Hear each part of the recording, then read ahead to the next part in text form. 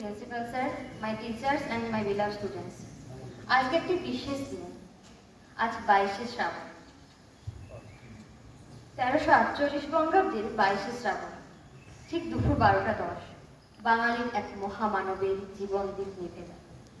তখনও লিখছিলেন শেষের কবিতা। তার অমর কবিতা, কাব্য এবং রচনার মধ্য দিয়ে তিনি ফুলের যে বাগান সাজিয়েছিলেন, সেই ফুলের মধু আজও আমরা অক্ষরক্ষ পান করছি এবং ভবিষ্যতেও করব। এতক্ষণে নিশ্চয়ই আপনারা সবাই বুঝে গেছেন আমি কার কথা বলছি। হ্যাঁ, আমি বলছি কবিগুরু রবীন্দ্রনাথ ঠাকুরের কথা। আজ কবিগুরু 83তম মৃত্যুবার্ষিকী। আজকের দিনে একটা কথাই মনে আসে আমার, তুমি বারে বারে এসো ধরা মাঝি, স্মৃতি তোমার বিরাজে হৃদি মাঝি। সকালে বিশেষ কর্মব্যস্ততার জন্য আমরা দিনটিকে উদযাপন করতে পারিনি, তাই আমরা এই ইভিনিং অ্যাসেম্বলির সময়টিকে বেছে নিয়েছি কবিগুরুর প্রতি শ্রদ্ধা জ্ঞাপনের জন্য। বাঙালির প্রবলতম সুখ আর গোপনতম দুঃখে চিরন্তন আশ্রয় রবীন্দ্রনাথ ঠাকুর। মহর্ষি দেবেন্দ্রনাথ ঠাকুর ও সারদা দেবীর 15 জন সন্তানের মধ্যে তিনিই ছিলেন সর্বকনিষ্ঠ। তোমার বসন্ত দিনে আমার বসন্ত গান ধ্বনিত হোক আজি হতে শতবর্ষ পরে। প্রায় শতাধিক বছর আগে রবীন্দ্রনাথের কণ্ঠে এ কথা ধ্বনিত হয়েছিল এবং বিস্ময়কর হলেও সত্যি আজও রবীন্দ্র প্রতিভাধন্য সমস্ত কিছুই বাঙালির বড়ই আদর।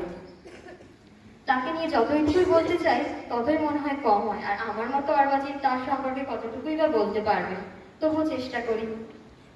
সেই শৈশবে তিনি প্রভাতী সঙ্গীত গাইতে গাইতে সোনার তরী চেপে খেয়াবে পৌঁছে গেলেন কথা কাহিনী দেশে। সেখানে চিত্রাকে সাথী করে চৈতালির ফসল তুলে নৈবেদ্য দিয়েছেন।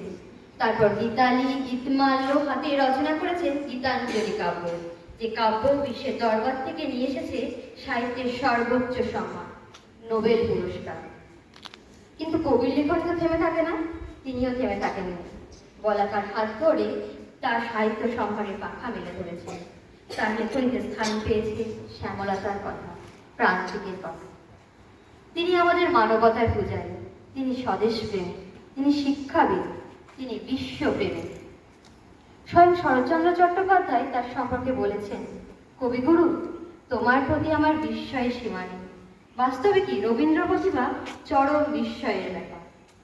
আমরা জানি বঙ্গভঙ্গ আন্দোলনের সময় তিনি রাখি বন্ধন উৎসব শুরু করেছিলেন আমাদের সাম্প্রদায়িক সম্প্রীতি সুদৃঢ় করার জন্য। ইংরেজদের দেওয়া নাইট উপাধি খুব সহজেই ত্যাগ করেছিলেন জালিয়ানওয়ালাবাগের হত্যাকাণ্ডের বিরুদ্ধে, সে কথাও আমরা ভুলে যাই। তিনি বুঝেছিলেন আগামী দিনে আমাদের এই শস্য শ্যামল পৃথিবীতে পরিবেশ দূষণের বিভীষিকায় ডুবে যেতে পারে, তাই তিনি অনেক আগেই শুরু করেছিলেন বৃক্ষরোপণ উৎসব। সবশেষে আমার আবারও বলতে মন চাইছে, তুমি বারে বারে এসো ধরা মাঝি, স্মৃতি তোমার বিরাজে হৃদি মাঝি।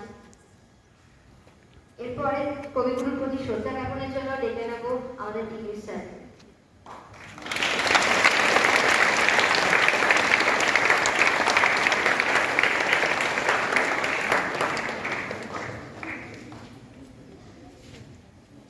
আমার মুক্তি তোমার সৃষ্টিতে, আমার বৃদ্ধি তোমার প্রতিটি পংক্তিতে। জন্মদিবস হোক বা মৃত্যু দিবস, তোমাকে স্মরণ করি প্রতিটি নিঃশ্বাসে। তুমি আছো মোর হৃদয় জুড়ে, দিয়েছ জীবনের মন্ত্র। সুধা স্নিগ্ধ সমীরণ বক্ষ মন্দিরে পূজিতা হে নাথ, নব নব রূপে আমার অন্তরে তোমার প্রকাশ। শ্রদ্ধেয় অধ্যক্ষ মহাশয়, শ্রদ্ধেয় উপাধ্যক্ষ মহাশয়, শ্রদ্ধেয় আমার সমস্ত সহকর্মীবৃন্দ এবং আমার স্নেহের সন্তান তুল্য ছোট ছোট ছাত্রছাত্রীরা, প্রত্যেকে শুভ সন্ধ্যা।